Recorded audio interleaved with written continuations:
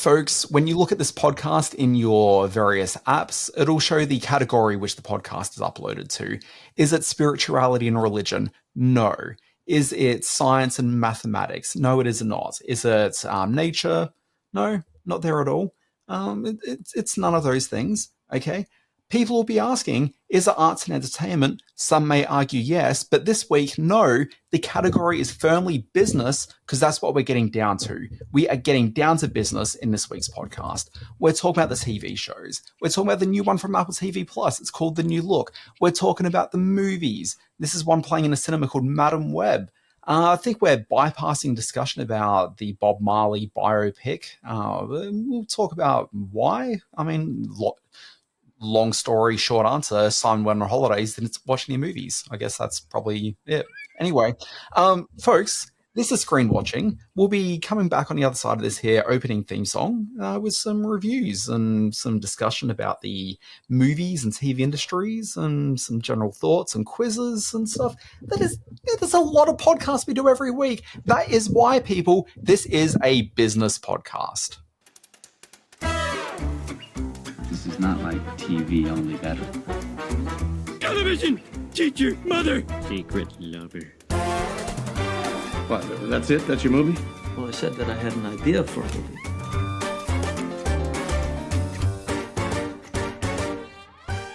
Folks, this is Screen Watching. My name, Dan Barrett, joined as always by the chairman of the board, Simon Foster. Apart from those few weeks when I went on holidays, yes, I have been here for the whole duration of the festival. Chairman of the board, I like that. Hello, Dan Barrett. Hello, Screen Watchers. It is a joy to be here in a week when records have been broken. I just want to run through very quickly, and I want to get your comment on this, Dan Barrett. 3 significant records were broken this week. Jon Stewart's return. And you're going to talk about this later in the segment, in the review section. 1.9 million viewers, the biggest episode since 2018. 1, a record broken. 2, Marvel Studios' highly anticipated trailer for Deadpool and Wolverine broke global records on Monday, scoring 365 million views in 24 hours, the most viewed movie trailer of all time. Boom, record broken. Number 3, the Super Bowl game between the Kansas City Chiefs and the San Francisco 49ers brought in an average of 123.7 million viewers, the highest number of people watching the same broadcast in the history of television. That is a lot of screen watching in a week when people had nothing better to do but watch their screens, apparently. So I think the message of the podcast is getting out there. Okay, I didn't think we really had much sway on this versus, say, Taylor Swift, but we'll go with it. First of all, I think that's saying that The Daily Show achieved its highest rating since 2018.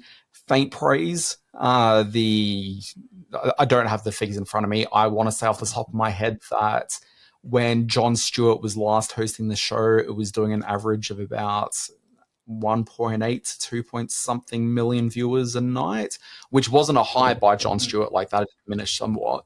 But during the time of Trevor Noah, you know that phrase that people use when you're a good steward of something? You know, you've I'm not sure what phrase people use, but usually when you say someone's been a good steward of something, they've looked after things. They've, kept things in shape. The viewership for The Daily Show under Trevor Noah towards the end was certainly, look, our podcast occasionally reaches figures which are comparable. Okay?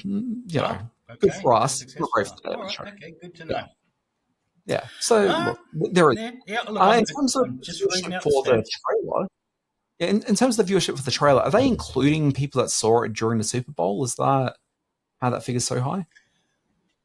No, I think that was in the 24 hours post its premiere, like when it hit online. It was the most viewed. Yeah, but movie are they only online, counting online viewership? Yeah, but are they only counting that YouTube viewership, or are they also including the TV broadcast viewership as well? Because that's only online, only on the YouTube viewership. Yeah. So it won't be just YouTube. They'll be including. Yeah, but they'll be including into that one, Simon, viewing on X, formerly known as Twitter, and Threads, and the other platforms that they put it up on. Oh, sure. Yep. Yeah. Yep. There you go. All right, that's a big week of record-breaking movie of screen watching, so I'm very happy. Did you watch the Super Bowl? I know you're a big American football fan and a big Taylor Swift fan. So I assume you were on the couch with the popcorn and the Cheetos and just watching the game? No.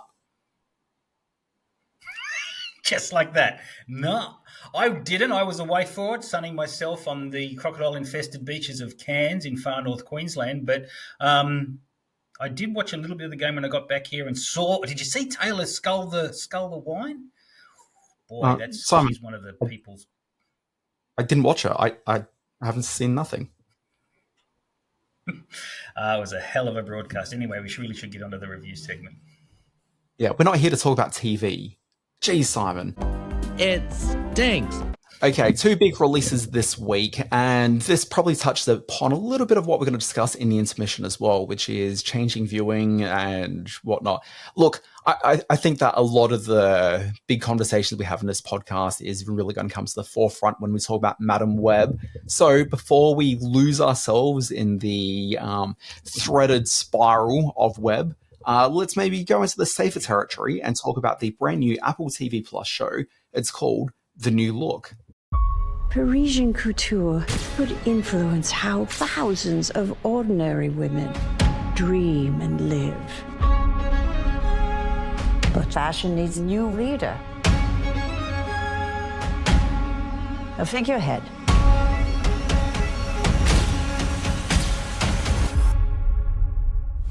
Monsieur Dior. Here's what you need to know about the show, and this is what had me interested in the show. 3 words: Todd A. Kessler. Now, Todd A. Kessler, he is a TV showrunner, creator, done programs like Damages and Bloodlines for Netflix.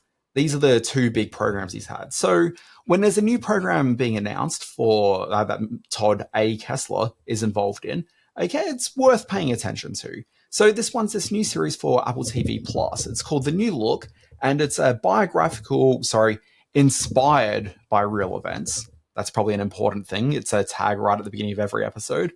Inspired by real events. It's a biographical TV drama, which is about the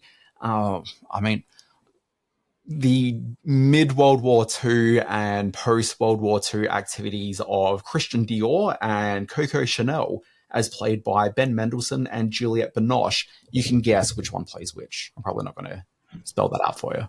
Figure it out. Yeah. So look, Todd A. Kessler, interesting, because the thing with Todd Kessler programs, his joints they are programs which are rich in character. They have really propulsive narrative engines behind them. Like, they are TV at its most pure and its most watchable.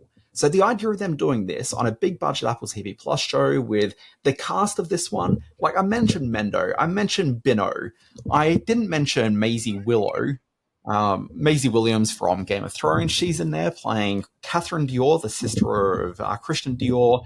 John Malkovich is in there. Emily Mortimer pops up. Like, there's some really good, likable, enjoyable TV and film presences within this.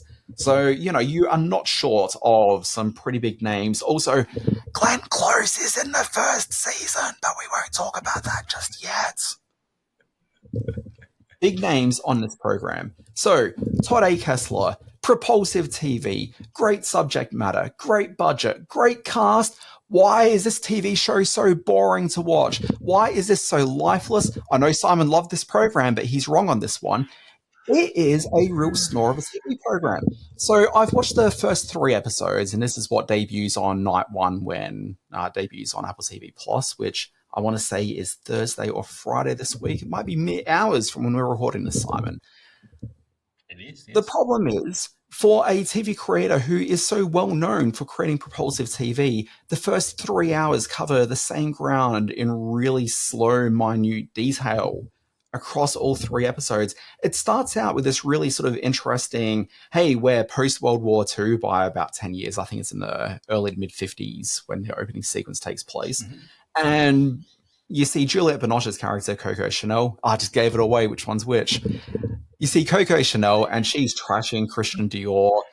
Christian Dior, meanwhile, is the toast of Paris. He is about to present a conversation to a whole bunch of design, costume not costume, like clothing design enthusiasts and students, and people are really into Christian Dior and the new look, the we'll call it, for want of another phrase, the new wave of fashion that's coming through France at the time. So you've got this thing, and there's a lot of energy behind both of these opening sequences, and both of them are Coco Chanel is talking to journalists, and the sort of conversation comes up about World War II through that. Christian Dior is involved in this panel chat, and a student gets up and asks him a question about his willingness to be continuing to work through World War II, creating fashions for the elites within the Nazi party. Because obviously Paris was taken over by Nazis for quite a few years there.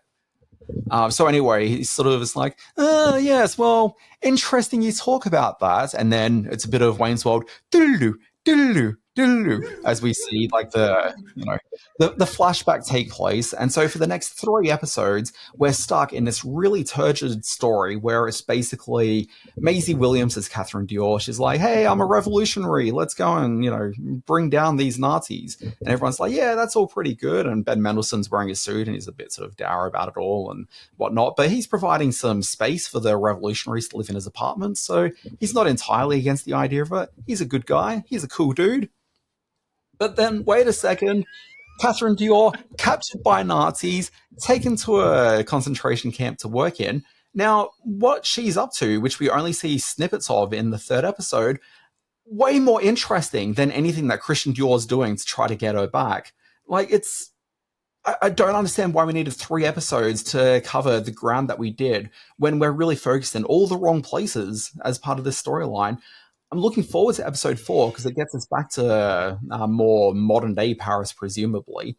As the end of the third episode ends, we see it's the end of World War II. So I'm guessing episode 4 is maybe the business of getting Catherine Dior back into Christian's life. Or we go back to modern day and we're now sort of more modern day France. But look, if anyone makes it to the end of this 3 episodes, you're doing it purely because of the very lush production values and great cast on this one, because outside of that, this show just has nothing to offer. It's not covering any new territory. It's not covering interesting territory. It is excess for excess's sake. Everyone got paid nicely and good on them, but I wasn't being paid to watch it. Okay, well, I disagree with big chunks of that. It is a very handsomely mounted production in that regard. You're right. Having not seen and unable to compare Kessler's past work in Damages and Bloodline, I can't speak to his skills as a storyteller across multiple seasons of things, but I've seen all 10 episodes of this, I think. And he tells a compelling, very vast, very expansive story, not just of the 2 people central to this storyline in Coco Chanel and Christian Dior, but also of the broader resistance movement, of Coco's involvement with Claes Bang, who plays a Nazi operative who's able to infiltrate the French high society. This felt like very old-fashioned, and very traditional in the way it told its story, but also really compelling and very sort of satisfying in a sturdy piece of television drama way. It's helped that it looks beautiful, of course, not just the fashions, which really come to the fore later in later episodes, but also in its recreation of the period. What are you waving your hand at? I want to ask you questions. First of all, when you're talking about the expansive cast of revolutionaries, is this post episode 4 onwards, or are you referring to these first 3 episodes? Throughout the 10 episodes, there is a significant subplot about the revolutionaries coming back into Christian Dior's life, especially without giving too much away when Maisie Williams re-enters the scene. Yeah, look, the second thing you said was that this is sort of very traditional TV. I actually don't think that's the case at all, and this is where I think the problem is. I think that so many of the problems that we're seeing in the first couple of episodes of this show, and if we're going to look at...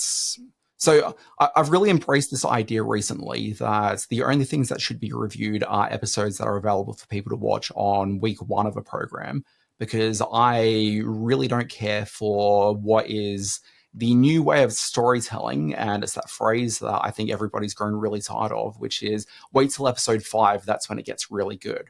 The thing is, to get to episode 5, that's an Yeah, but investment. that's in response to the binging. But they're telling that they're billing that sort of storytelling in response to the binging of programs. So that is how TV's being told now. Yeah, but no, that's actually not really entirely true, because you started seeing this happen. The first time I really remember people talking at excess with the phrase of, "I wait till episode 5, that's when it gets good," is The Wire. And in fairness to The Wire, like, episode 5 was when it started getting really good. So, you know, there was certainly merit to that one. But The Wire was also taking place at a time where it was pre-binge really being the main viewing delivery mechanism for it. I think most people started watching The Wire a couple of years after it was made on DVD. And so people were legitimately binge watching it on DVD, if people remember that arcane way that we once watched TV for a little while there. But it wasn't as prominent as... Yeah, to get to that idea, though, where you're saying that people are watching things, binge watching, and it's like, wait till episode 5 for it to get good. Like, this is a complete result of the streaming revolution, okay? And part of the problem with streaming, since it really kicked off and became the primary way that people are watching, we'll call them premium TV dramas, because I don't care for the word prestige. As we start thinking about these sort of premium TV dramas, what we saw was an influx of a lot of movie people and aspiring movie people coming to make TV and telling a 2-hour movie across 10 episodes, rather than people who are legitimately great TV storytellers and understand the medium to the point where they can really sort of derive the maximum out of a serialized story engine, which is what TV is. It is serialized, and you know it's serialized because every 48 minutes to 52 minutes, there's these things called closing credits, and then there's opening credits. It's not just one story. Like, it is serialized. Like, that is what TV is. There is a structure to it. We can look at it, say that, oh, well, waiting 5 episodes for it to get good has become a function of streaming TV, but that's only because there was a whole bunch of bad TV storytellers that flooded into the market. The majority of the really good shows that we're watching were things where week to week or episode to episode, we are watching things that felt like a complete story through that. Watching the first 3 episodes back is a real disappointment, because Todd A. Kessler was really good at that episodic, like that ability to tell a grander story over the course of one season, while every installment of it felt like it was actually doing something which was standing on its own, something which was actually worthy of the viewer's time and investment. I kind of feel as though we're at a point now where people don't have the time or inclination to want to wait 5 hours for something to get good. You should be able to give someone something which is worthwhile to watch for that first episode, encourage them to come back for the second episode, and not just this promise that it's going to get good at some point, because you're watching 2.5 movies to get to the point of when it gets good, and that's not good enough. Disagree, strong disagree, because people are choosing not to give a single episode a go and hope to be hooked for the next 10 episode. Binge watching is now people saying, okay, here's the new Ben Mendelsohn, Juliette Binoche show. I'm gonna hit and blast through those first 3 episodes. That's why Apple are dropping 3 episodes, because they know people are on board for the long haul of this. They're not saying I'll see what the first episode is like. Yep. They're going to go forward and say, I'm going into this. And if by episode 6 or 7 that it starts to peter out and they say, I made a mistake with this, I'll drop out, well and good. No. People have been doing that with television since the dawn of television. I don't think I have. I think this is a very significant change in the way people are deciding what to view on television. No, you've missed it. So here's the thing. People will watch the first 3 episodes, and people will watch the first 3 episodes and they'll make their viewing decision at that point. This is why I'm making it that policy of only watching episodes that are available to the public from that first episode, from that first sort of viewing experience. I want to be able to have a conversation about what people are going to experience when I'm making that viewing decision. Okay. I don't think that it is fair to someone when I'm offering my thoughts on something to say that, sure, the 3 episodes that you've just watched then weren't particularly engaging, but come back in 2 episodes' time when it's going to get quite good. I don't think that's good enough, and I don't think people want to hear that anymore. I think people want to know, if I watch episode 1, 2, and 3, which is available on the first day that it's released, is that going to be worthy of my time? Because people make their investment time, where people make their purchasing decision on that first episode. Okay. If there's 3 episodes available, they may stick around for all 3 episodes. But you're going to watch 3 episodes back to back here, which are telling the exact same story repeated over 3 different episodes. It doesn't have anywhere. I think that's a misinterpretation of those first 2 episodes. Simon, I disagree. I don't think they make it based on the first episode. They're not saying I'm going to see what the first episode is like and then decide if I keep coming back or not. That's exactly how people make viewing decisions. Watching goes at the moment is that the way that TV watching goes at the moment of people are saying, I'm going into this willing to commit to the long haul of watching it. If the first few episodes don't get me in, then that's a whole different thing. But the decision is being made to binge out a series. That's what's being committed to at this stage. The number of times that you've come on here talking about a really good show, and then I ask you a couple of weeks later, just make a point. Let me just watch it, and then you're like, oh no, I'm no longer watching it. That actually speaks to the way that people watch TV. They don't necessarily stick with something unless it's something which has really sort of hit them in that way where they want to reinvest their time again week after week. It's very easy to move on to the next thing. Let me also make the point that as reviewers, if we're afforded all 10 episodes of the series, should we not give some perspective of what the entirety of the storytelling amounts to? If we're given that privilege and that opportunity, should we do that? No, because I think that there is 2 things that go on with that. So one, I think it's perfectly, I think there's an argument to be made saying that, yes, you should. But I've taken the viewpoint that we shouldn't, because the way that critics are often provided screeners isn't necessarily that same experience every time. Sometimes you're provided a full season. Sometimes you're provided the first 2 episodes. Sometimes it's the first 4 of 10 episodes. We're not given the same clear grounding on every case. And so I think that as a critic, you need to come at things and give it an equal foundation to where you're offering your thoughts on.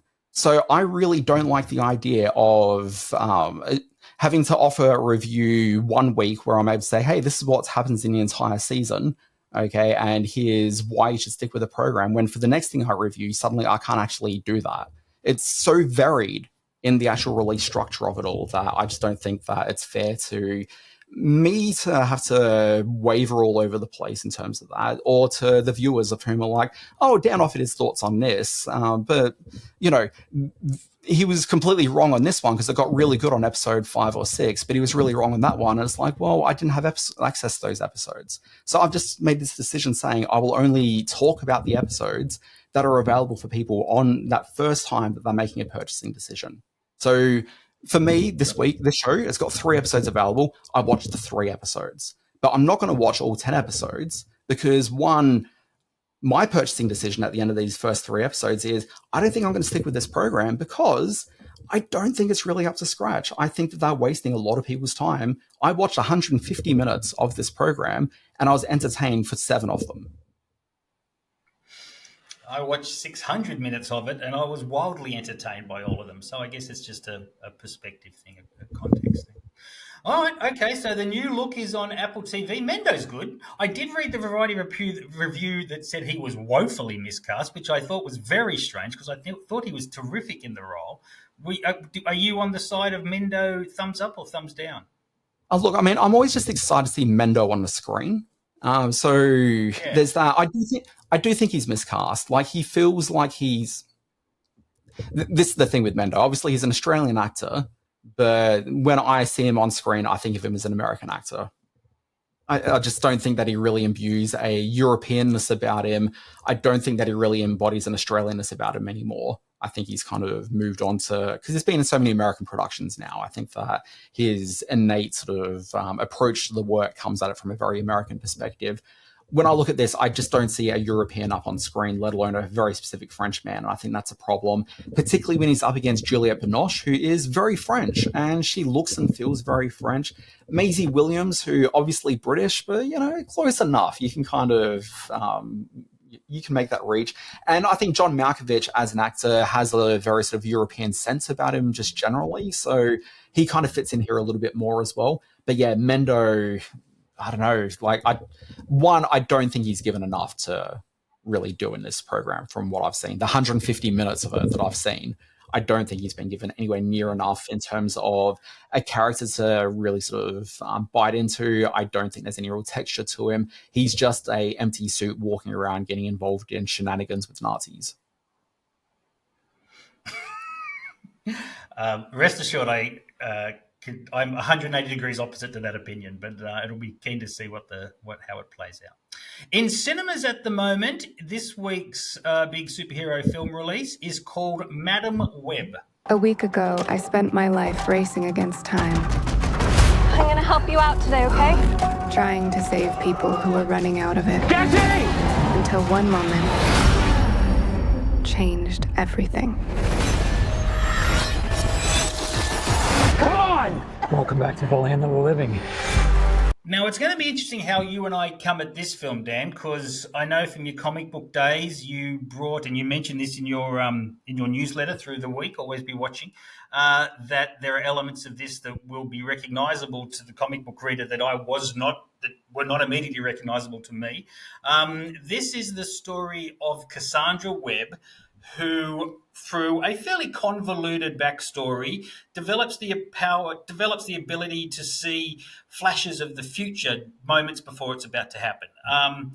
She decides that is something that she's going to have to try to embrace, try to be part of her persona, especially when it involves the futures of three young women who she sees in a very tense and exciting sequence on board a train are about to be murdered by this black suit wearing, roof climbing bad guy.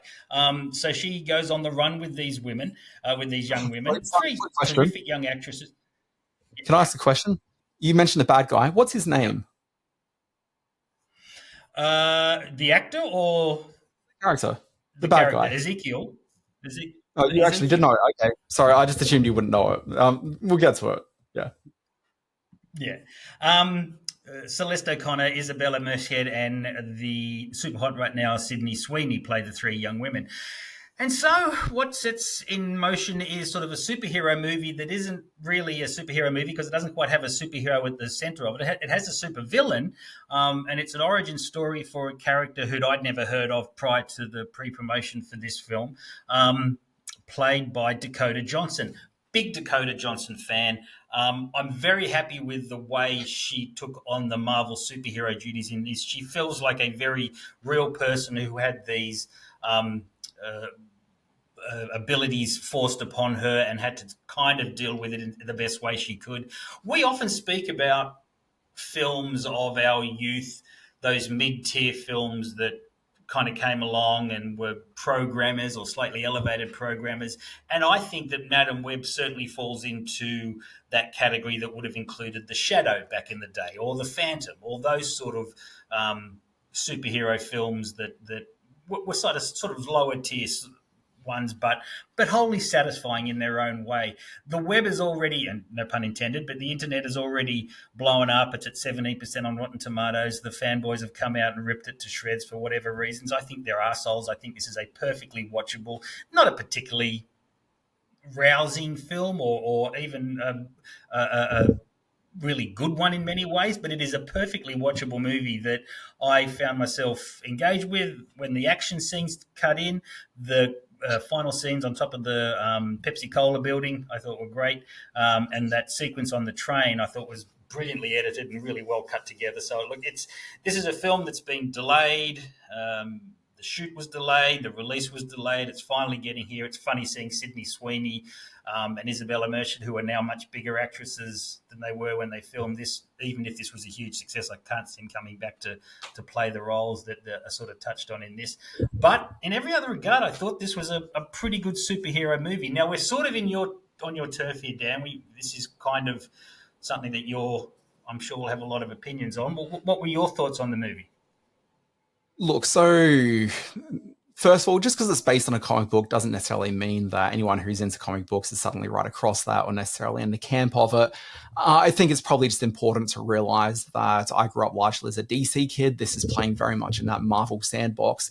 The Madam Web character, I kind of knew, but not from comics, but she was a fixture through season 3 of the early 90s Spider-Man cartoon, which I was a pretty big fan of back in the day. I love how you say, doesn't mean I'm going to know anything about it, and then you drop on me, season 3 of the Spider-Man cartoon. No, well, you're missing the thing I was about to follow through with my next sort of statement here, which was I know her from this cartoon series. I know that she's like a big part of season 3 of this show. That show went for about 5 seasons, and on the 5th season, she makes a bit of an appearance back in there. Okay, and she's a pivotal character in this.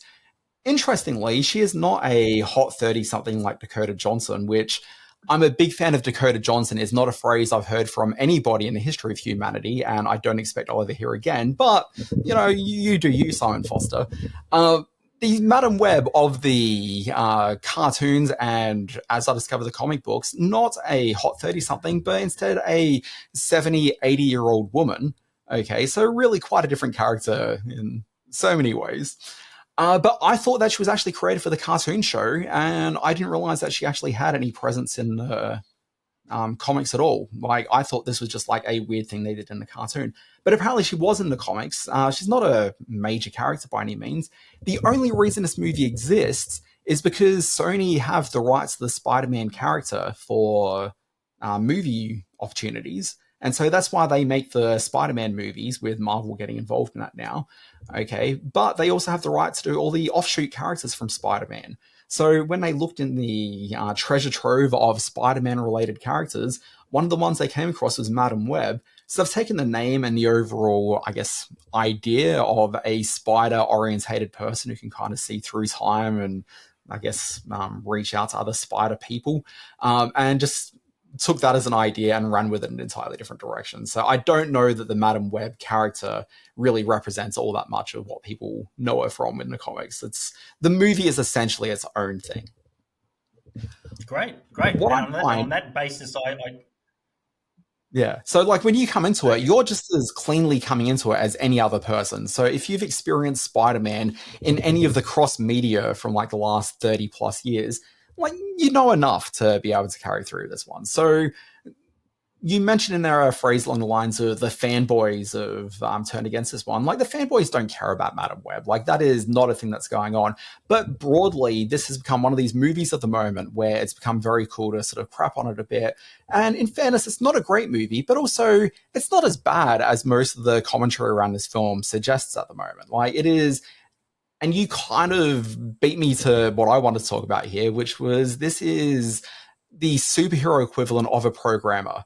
And it's exactly what you were saying. This is no different to those action-adventure programmers from throughout the 90s and early 2000s. You could look at the Shadow, you could look at the Phantom, you could look for another Marvel character of like Daredevil or the Elektra movie, all those sorts of films. And the Elektra movie is legitimately a really terrible movie. The Daredevil movie was just a bad movie that had some fun and engaging moments. And that's kind of what you got here with Madam Web. There is a few sequences in it which are genuinely, I'm not sure exciting's the word, but they're definitely, there's that moment where you shift from being a viewer of a movie to suddenly actually being in the world of a movie when you're watching it. Like, you lose track of the world. You actually get absorbed into the movie.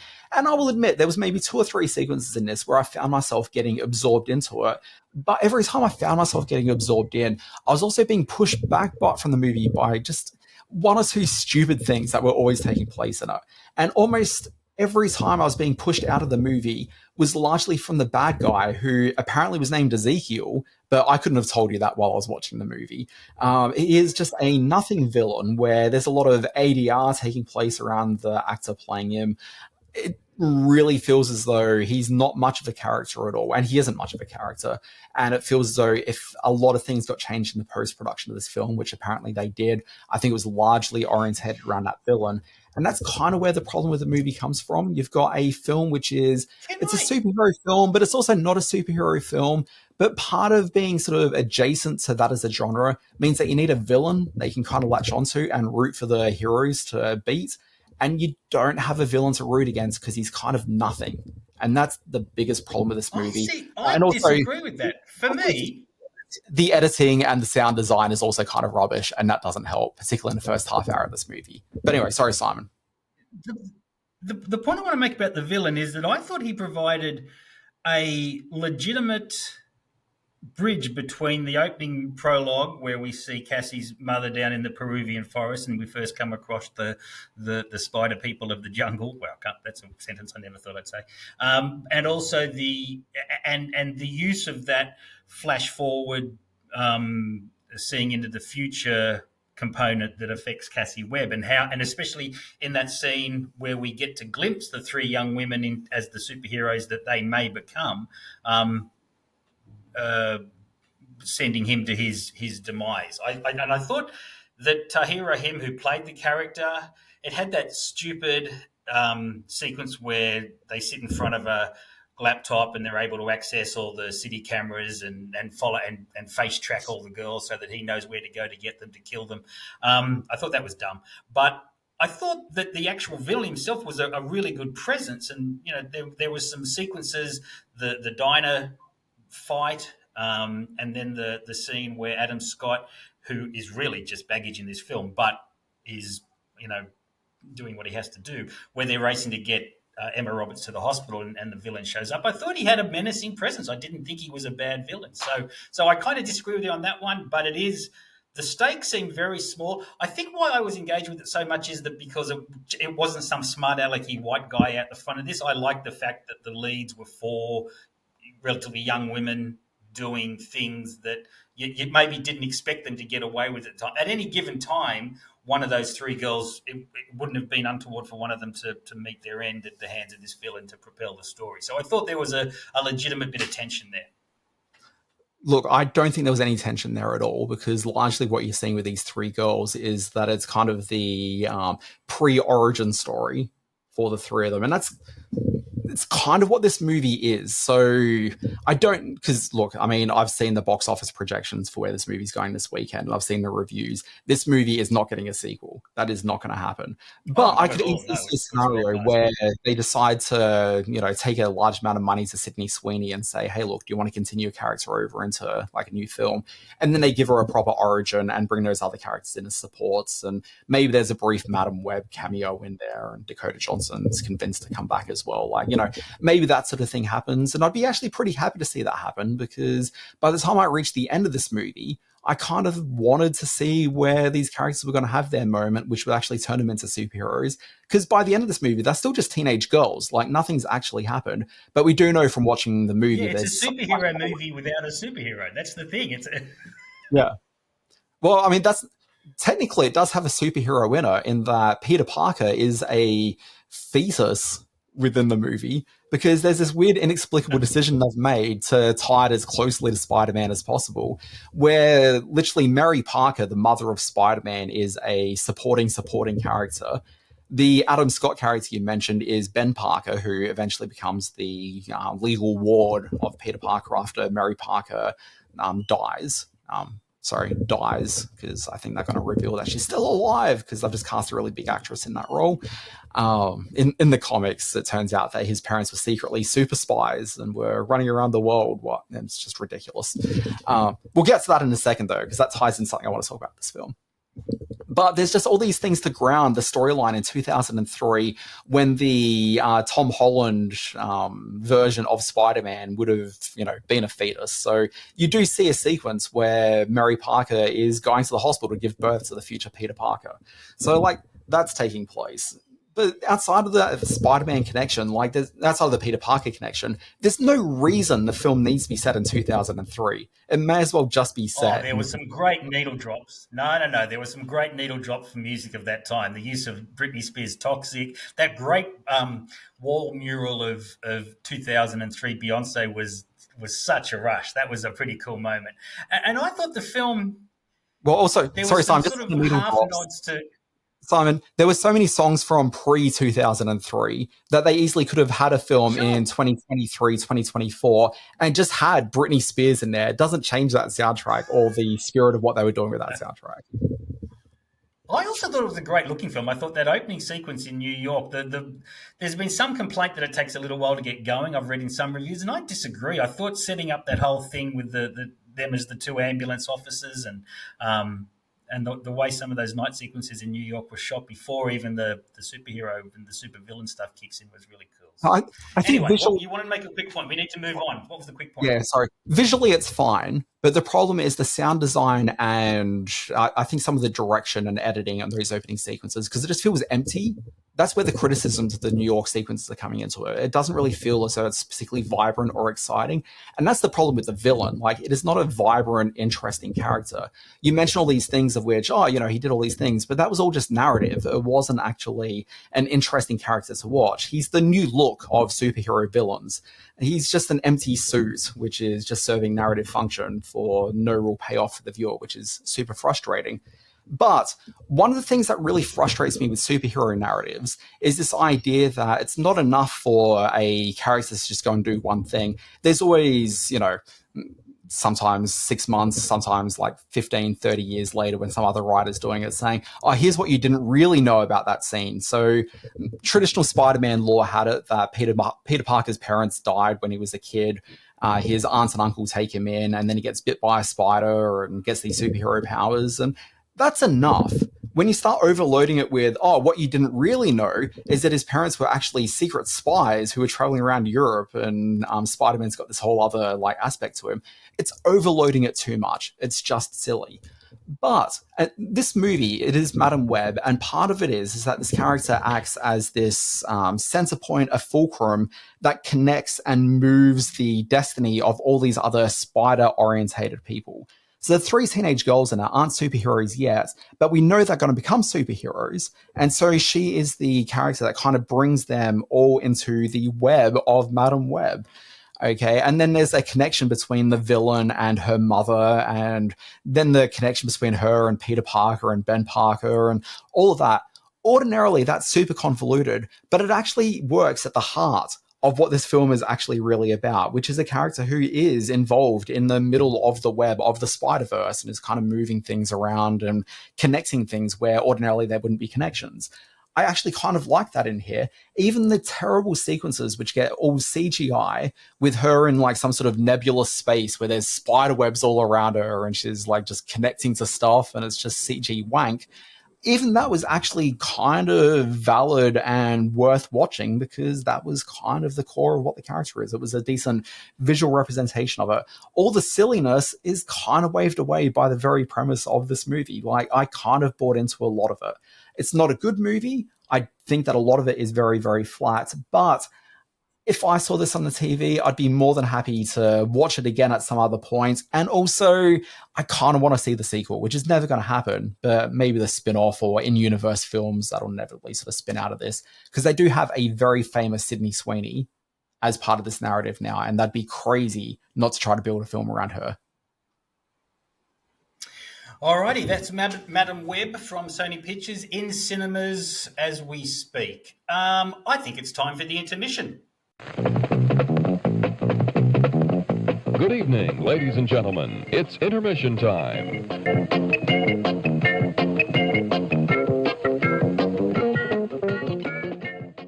Something different for this week's intermission. This week, or just over the past week, we got an email from a listener, the good man, Tony Kendall. I don't know him, could be a friend, who knows. He's certainly a friend of the podcast. Thanks for listening and thanks for writing. He wrote to us, and I paraphrase this a little bit, but it's essentially what he says. Dear Dan, he says, clearly he has no idea that you don't read the emails, but that's all right. I watched the ACTOR Awards, as I'm sure you and Simon did. Second mistake you've made. Did you watch the ACTOR Awards, Dan? No. Much like the Super Bowl, I watched bits of it later on. And he wrote, I'd be interested to hear your views on something. Okay, this is what Tony says. Why is it that Australia is making TV content that's crossing over very well overseas? And he lists Josh Thomas's Everything's Going to Be Okay and Bluey, Deadlock that's getting a second season, Colin from Accounts. I'd also add to that things like Safe House and the locally shot NCIS, so he makes a good point. But, he says, all the best 2023 ACTOR-nominated films were, quote-unquote, disastrous flops, I'll come back to that no one here saw and wanted to see, and it was also the same last year with what got nominated. The 2023 Best Film winner, Talk to Me, was okay, but was a modest hit here. Why do you think the Oz film industry here has gone to shit in regularly making mediocre and or uninteresting films that people here just aren't interested in supporting either in cinemas or when they go to streaming at home? Tony Kendall. Valid points. Let me respond first. And there are just a couple of things I probably want to take to task, and I think you'll know where I'm going to go with this, Dan. So I'm just going to get my saying that mask and everything. Yep. Sorry, go. Where's my pillow? First of all, let's talk about the modest hit that you called Talk to Me, Tony. It was released in the 73 countries. It took $92 million globally, just shy of $3 million here in Australia. That was based on a budget of US $4.5 million. So it is not a modest hit. It is a major profit center for everybody involved. It has become the independent studio A24's second highest grossing domestic film in the US of all time, only behind the phenomenon that was Everything Everywhere All at Once, and better than films and much sort of higher profile films than Hereditary or Midsummer or the Oscar winner Moonlight or the Oscar winner Whale or the Oscar winner The Room. So this is a major hit for an Australian film, either way you look at it. The other point you made was that last year nobody gave a shit about the films and nobody went and saw them. That's not true. Last year's a bad comparison to that because last year was Elvis on a grand scale and The Drover's Wife on a smaller scale. So last year maybe not the best example, but I'm not poo-pooing your points. I do think you make some valid points in there about why the TV content is working so well. I would say that there's an abundance of outlets for the TV content now. So the fact that more shows are getting made and shipped to more countries around the world is because there's now more outlets for it to go into. I know you'll have an opinion on that, Dale. But I also want to make the point that the point with the term disastrous flops. Now, that means that we're coming at this debate from a financial point of view. And we don't have a commercial film industry. That's what needs to be drilled into those that say that nobody goes to see these movies. We're an artistic film industry. We are run by people who have a very clear mindset as to what they think the art form should be in the hands of our filmmakers. So we have to hit very specific points when we're writing a script and when we're putting a film together to make sure that it has social value, to make sure that it has diversity, to make sure that it has all the very positive elements that should be embraced in all these films. But, sorry. You're just losing me there for a moment. Sorry, go on. But it's also to that point, we are creating art. So when you have a look at the films that were made, that were nominated for the films this year, we had a film called Shader, which was our international foreign film Oscar entry. We had Warwick Thornton's The New Boy, which in fact was a hit at the cinemas on an art house scale. Same with The Royal Hotel, same with Of an Age, same with Sweet As. These are all films that reflect exactly what our people in charge of our industry are trying to reflect in our cinema.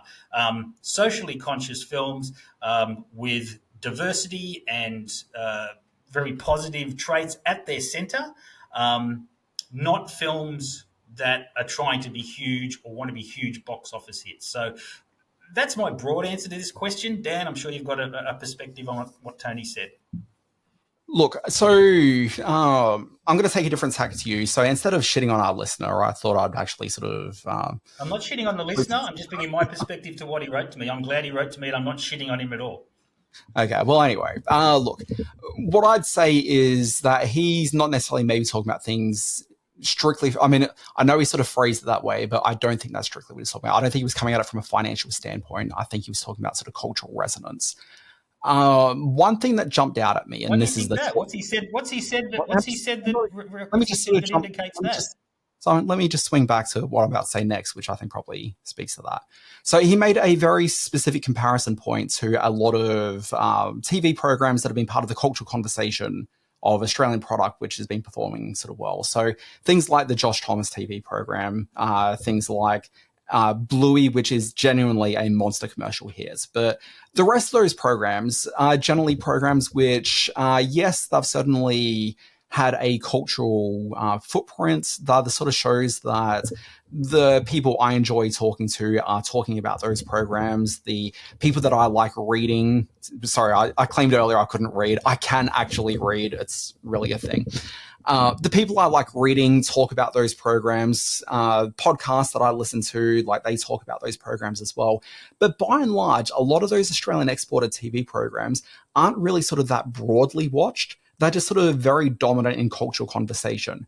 And what I think is indicative of the Australian industry, and certainly what is maybe sort of to the core of the conversation here, is that I think to the detriment of the Australian film industry, it has become, as Simon's referred to it, as an artistically orientated industry, and it's not necessarily producing anywhere near enough commercial hits and really talking to mainstream audiences in the way that a small industry probably really should be.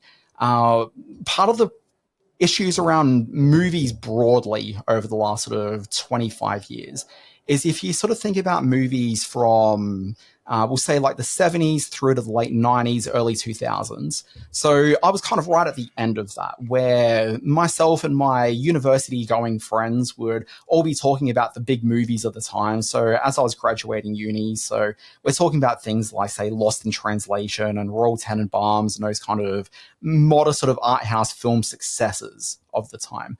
Movies were just this really vibrant thing that were part of that cultural conversation. And it continued to be that way for like another 5 or 6 years sort of post my university sort of, tenure. But at that point, that's where you started seeing things, and this taps into the conversation from earlier, which was the rise of largely HBO programs, but a bit of FX and some other stuff in there, where it stopped being about like the... No one's talking about that. Wait, sorry, just let me get... I'm coming back full circle to it.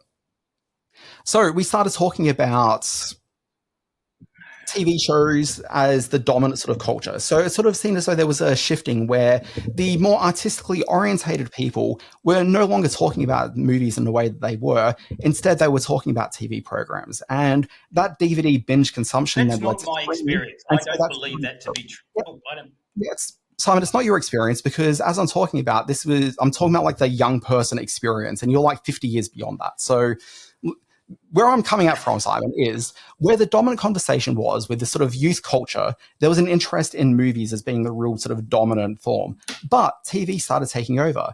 Now, those TV shows that became part of that cultural conversation, they weren't the most broadly watched TV programs, but they have replaced that cultural conversation because the sort of hip, cool people that were going out watching a lot of indie films suddenly gravitated onto these TV programs, and things like a lot of those Australian shows that he's watching, that's the same audience. This is the same types of people that are watching those programs as were watching the cool sort of indie or art house or more progressively interesting cinema of the 70s through to the early to mid 2000s. So you've got this sort of change of cultural conversation, which doesn't mean that these things have less. Never went away, which still exist, and which it doesn't. Never went away, which still exists and exists on a year-to-year basis.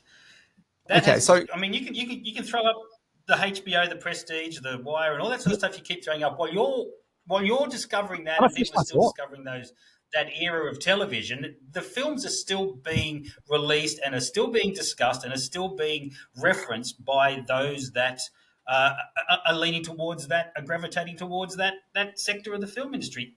With the blossoming and the burgeoning of streaming and cable and all that sort of stuff, yes, there's going to be a whole lot more content that is discussed, and that's fine as well. That's an opportunity where the TV grabbed and ran with and did a wonderful job with. But the quality films and the impact that they had, whether in mainstream or art house, never went away. Okay, look, I'd say that they changed, and that's exactly what I was about to say, which was that sort of younger audience. I'm about to say, Simon, that younger audience who are watching it have gravitated over towards the sort of premium drama and the streaming side of things. And so that cinema experience, that art house, specialty cinema audience has changed somewhat.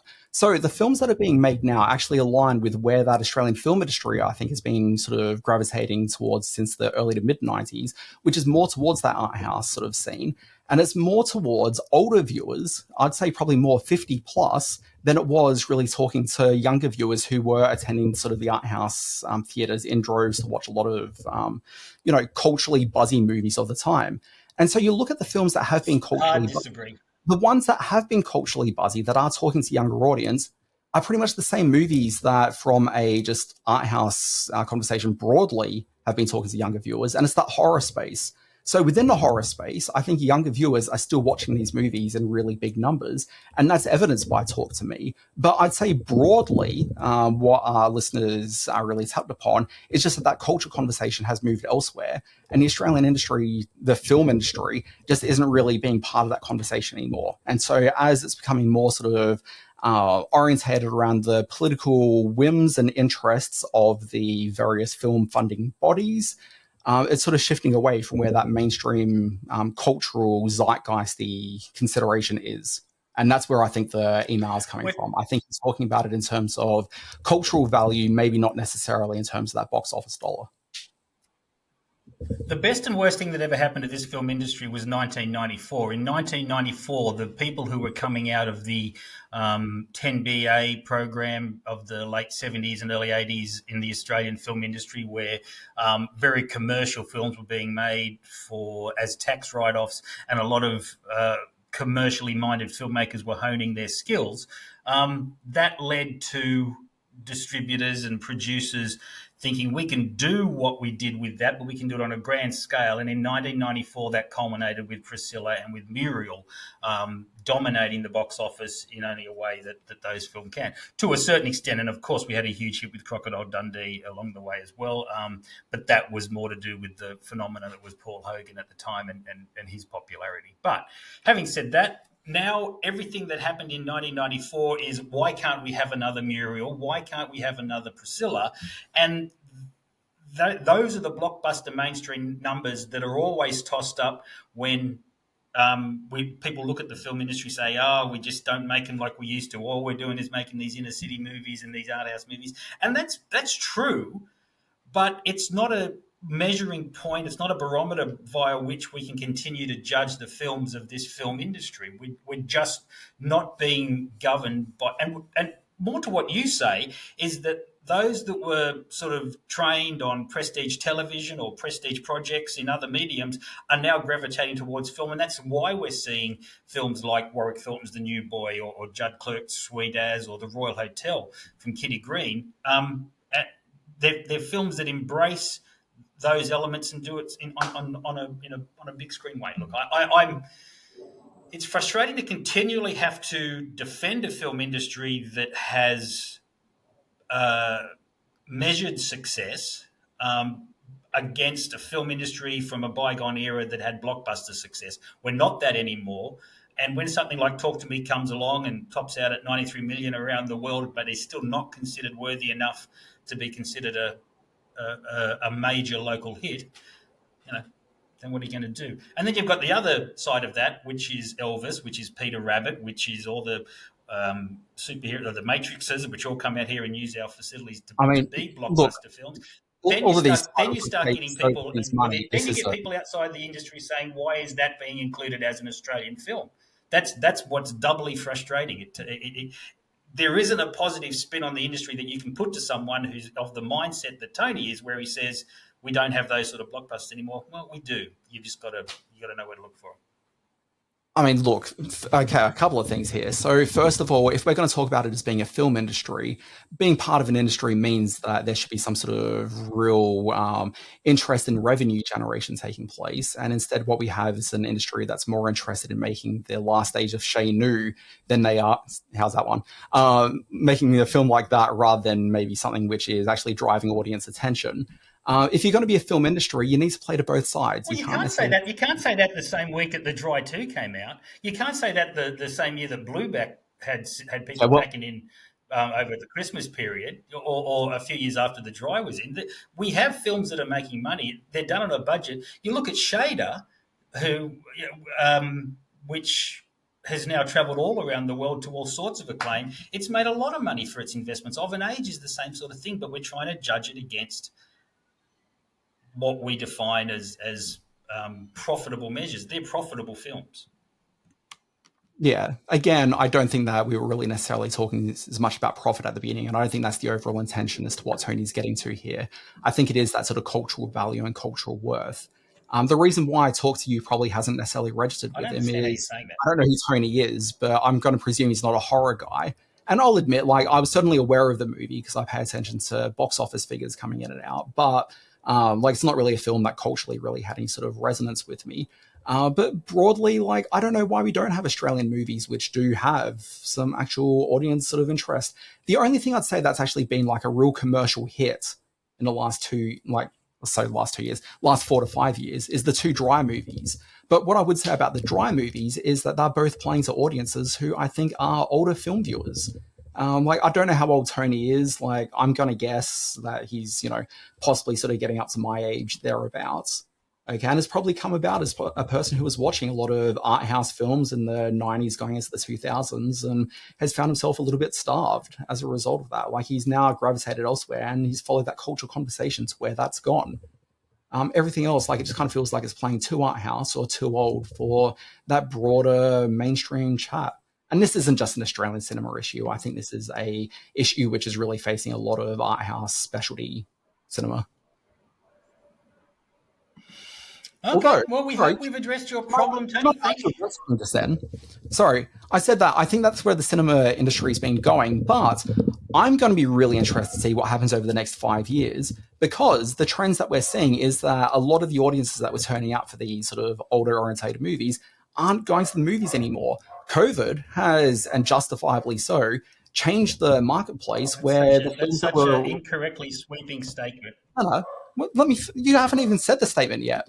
Broadly, COVID has... Your statement, was it? No, well, I'm finishing my statement and then you can attack it.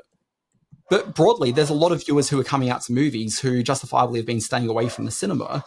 And so you're starting to see like that really reliable, constant stream of films that were there for that 50, 60, 70 plus audience that are actually starting to dry up a little bit. And so I'm wondering if the industry is going to pivot a little bit and try to find some of those lapsed viewers as it's starting to really sort of make a justification is not the right word, but try to create a more stable market, I guess, in that art house specialty space.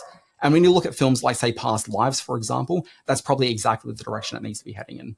Commercial, but still artistically minded, and talking to the youth audience about things which are on their mind.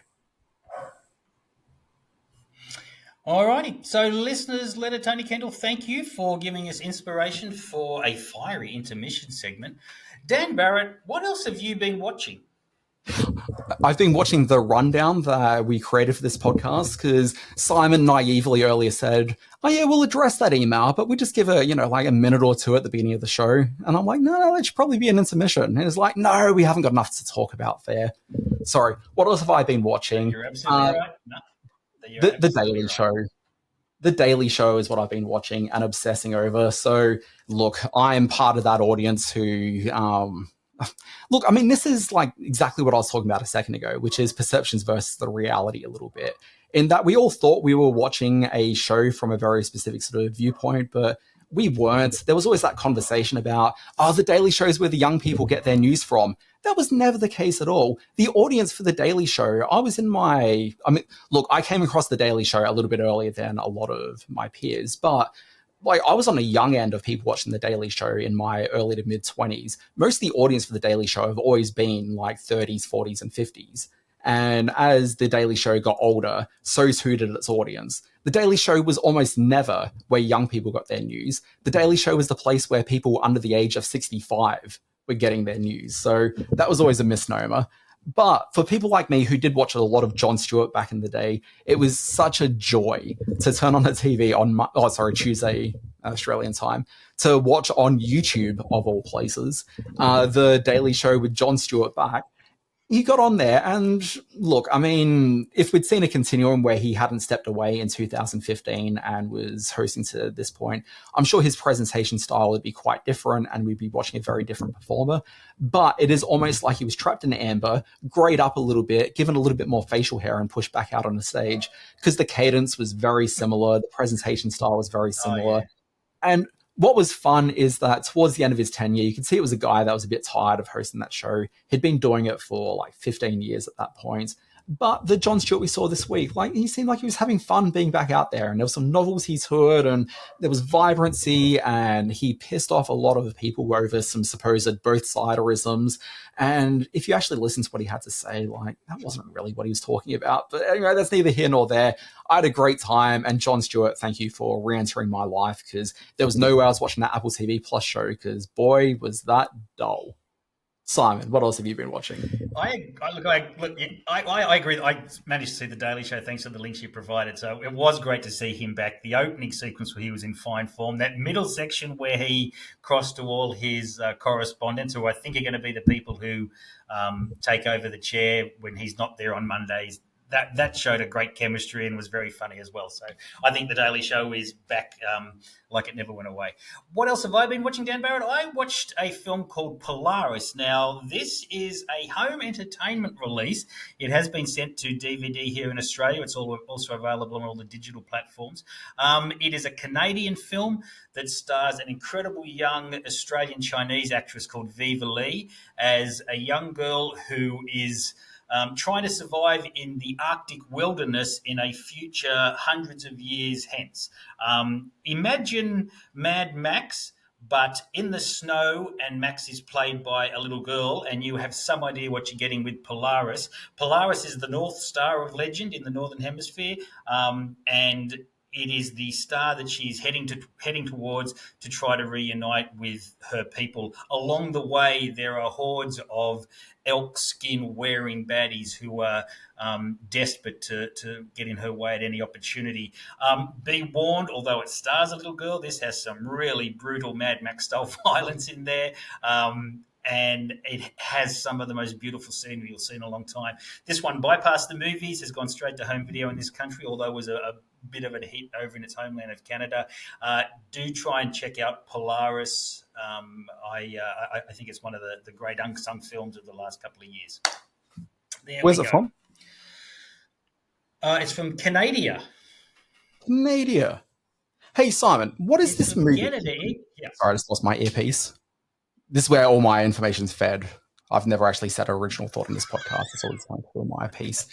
There is a movie that is playing right now. It is a Canadian movie, and the name of the title, I'm trying to do it off the top of my head. It's like Humanist Vampire Seeking... Do you know what I'm talking about here? Consensual victim, yeah.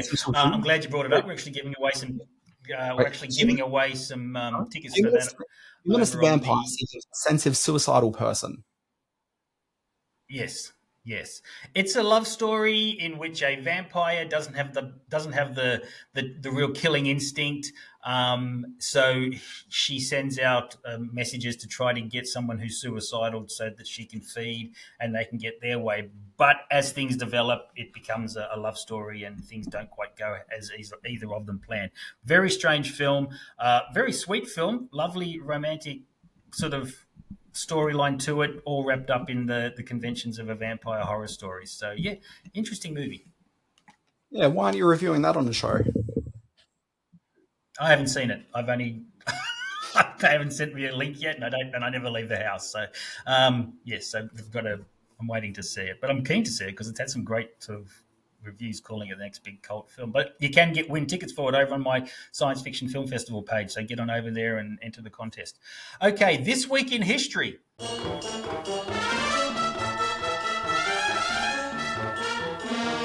Dan Barrett, February 20, 1983, I should say.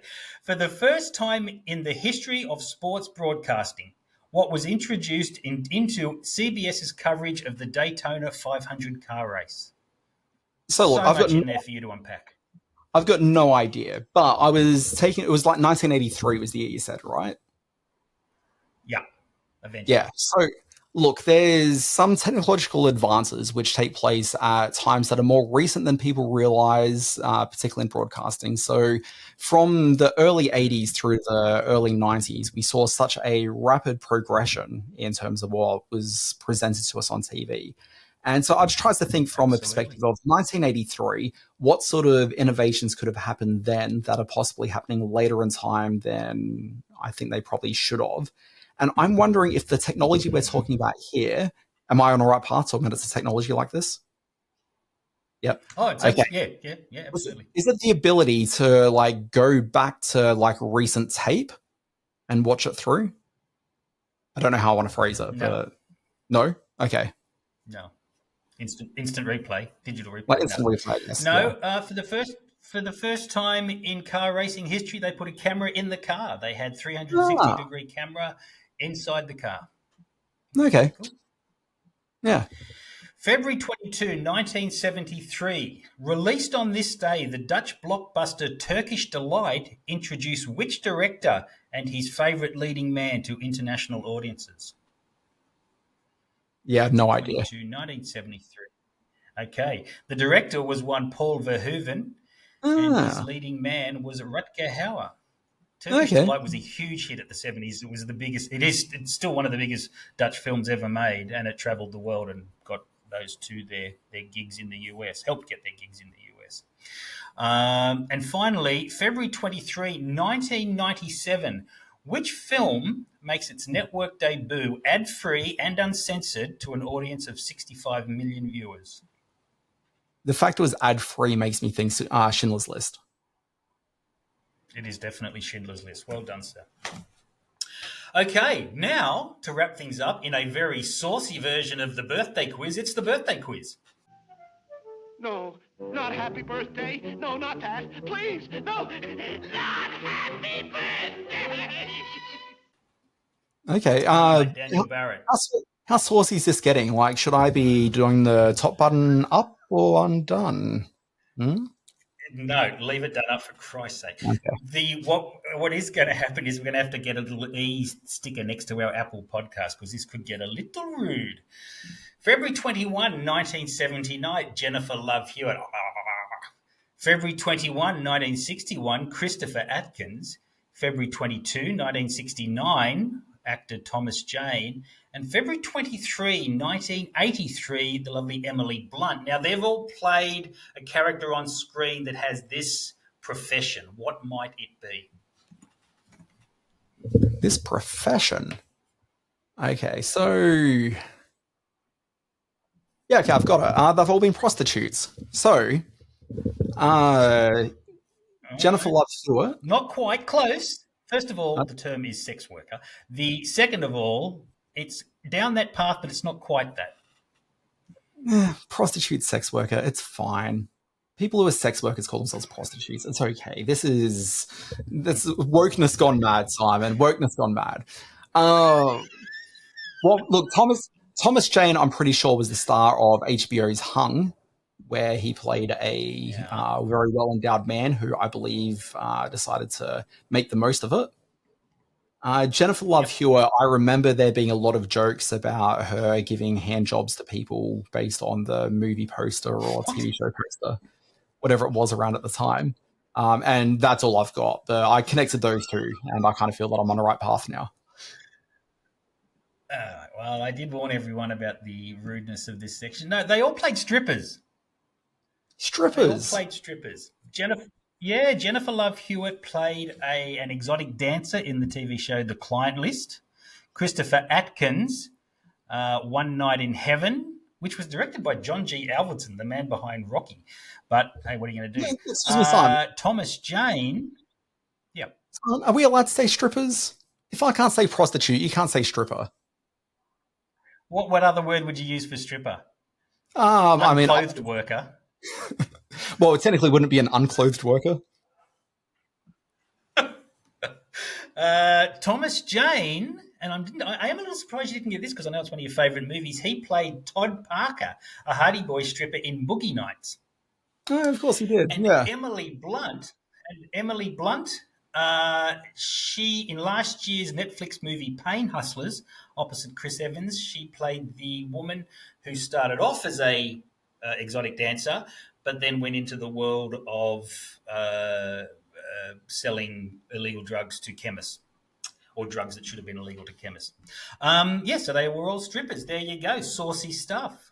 Again, Simon, let's not say stripper. Let's say unclothed gig worker. Unclothed dancer. All right, okay, so there you go. That's the end of the podcast. Good job. You, and by you I mean the listeners, can go to Facebook at Screen Watching Podcast, on Threads or on YouTube at Screen Watching, or you can email us like Tony did. And it was a great email. It actually got us talking and got us thinking. Thank you, Tony. screenwatchingpodcast@gmail.com. You're right. Folks, if you want to find some of my common sense, laying down the law as it really is, check out alwaysbewatching.com. It's a daily newsletter. By daily, that means it comes out Monday through Friday and occasionally Saturday if I forget to send my bonus Friday email on a Friday afternoon. It's 5 emails through the week. It's all the big stories and TV streaming and a little bit of movie stuff, but largely movie stuff if it's streaming. And then on Friday afternoons, I send a guide to the movies and TV shows that debuted that very week. So this isn't one of those guides where it's like, hey guys, maybe you want to see what's going to come up over the next 7 days, where you'll probably forget about this by the time that it's actually available. This is what happened in the last 7 days. Press play on this. Go off and watch it right now. That's what that newsletter is all about. That makes a lot of sense. I'm going to forego my weekly screen space plug, screen-space.net, and instead drop in there. I'll be in Melbourne next week for the Melbourne leg of the Melbourne Science Fiction Film Festival, now with added place name in the title, thanks to the advice from my marketing guru, Dan Barrett, who thinks that science fiction film festivals held in Melbourne should be called Melbourne Science Fiction Film Festivals at Cinema Nova from Friday night through to Sunday night. I'll be there for all those days. Do come down, say hello. Don't say hello if you don't buy a ticket. Buy a ticket, then come and say hello, and I'll be a much happier person. So see you down there. Cinema Nova. So what day will you be in Melbourne from? I am hanging around Thursday night in Sydney for the June 2 screening. And then I'll be down from early Friday morning in the Melbourne. Okay. Sunday evening. Or Sunday afternoon. Cool. Sorry, I could have left that for our production meeting, but yeah, I've got some scheduling issues next week, but we'll discuss that off microphone. Folks, we may be back next week. We may have a bye week. We'll find out. Anyway, folks, this has been Screen Watching. We'll be back next week or the week after. We'll see you then.